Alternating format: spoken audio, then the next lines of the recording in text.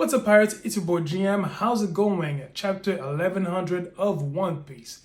1100 chapters of this epic tale. What a feat. Congratulations, Oda. You're the man.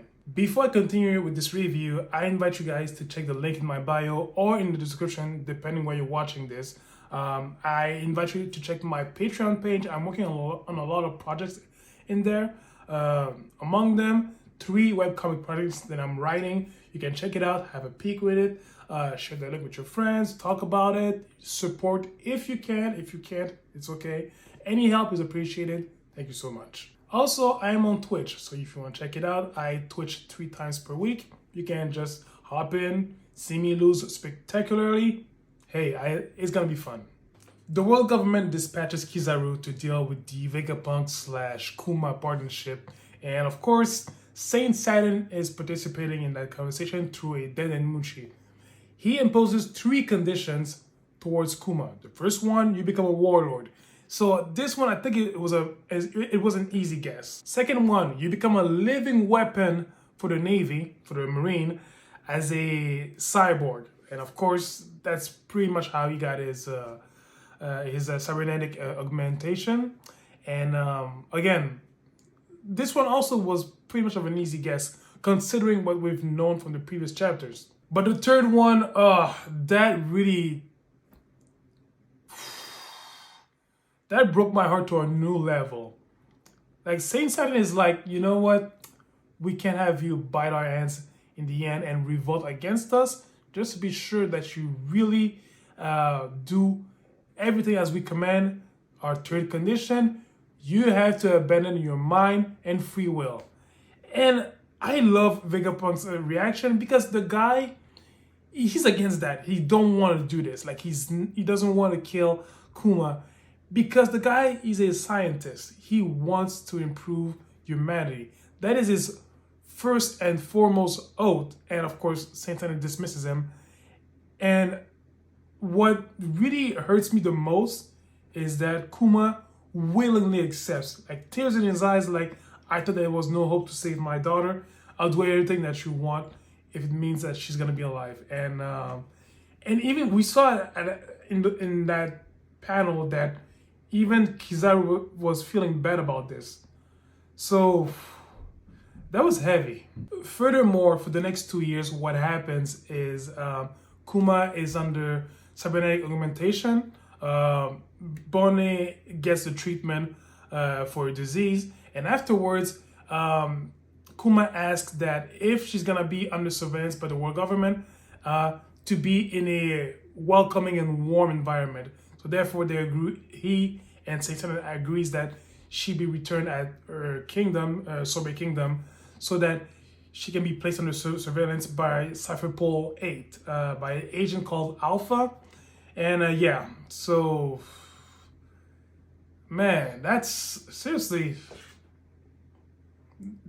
oh man, the guy suffered so much for the sake of his daughter, so much. We get a glimpse of Vegapunk having so many ideas that he feels that he's understaffed, and he wishes that there were 5 more people like him. And I believe this is the wink of how he created his other versions of himself. While they are on Agate Island throughout those 2 years, we get some good memories between Vegapunk, Kizaru, Kuma, Bonney, and even Sentomaru. And there was this panel of all of them eating and also dancing. A little bit, I think it's a little bit shadowing or Easter egg to mention the presence of Nika. And I feel like Kizaru really appreciated those people, you know?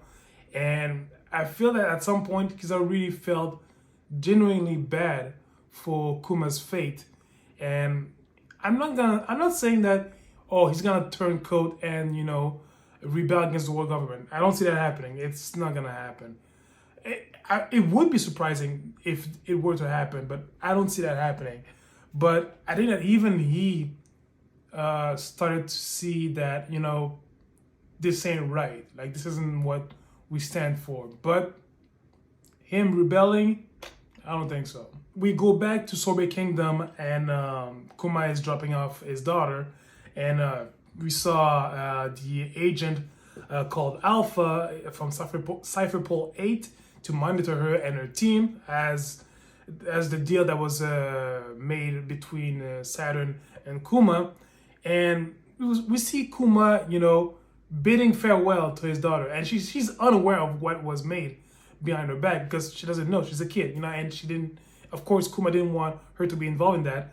And since then, he is announced as the new warlord among the warlord union, and we see some reaction throughout the world from the other Shishibukai and some members of the Revolutionary Army, and we see some spot as well from Whitebeard's crew, and so basically we see the reaction of what's going on throughout the world on the announcement of Kuma as being a warlord. And that the part that really killed me was when we see Kuma's ship. His Jolly Roger is the drawing that that Bonney made of him, and wow, that I was really left speechless on seeing that panel.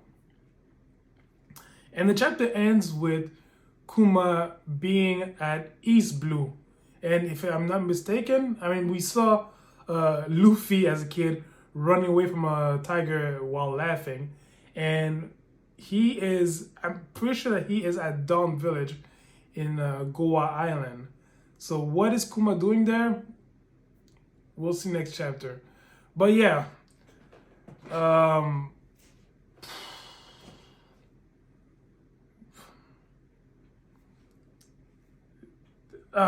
look, the guy doesn't deserve that, man. Seriously, the guy doesn't deserve that. Like, in terms of dramatic backstory in One Piece, and we know that in One Piece there's a lot of them.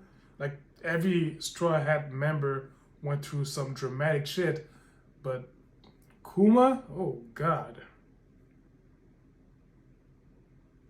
Like, he's a good man and a great father, and to have so much taken out of him for the sake of his daughter's happiness,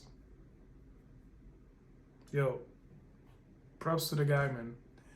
So tell me your thoughts about this chapter. Did you love it? Did you hate it? Let's all talk about it in the comment section, and I'll catch you guys next week. All right, so take care of yourselves. See you around.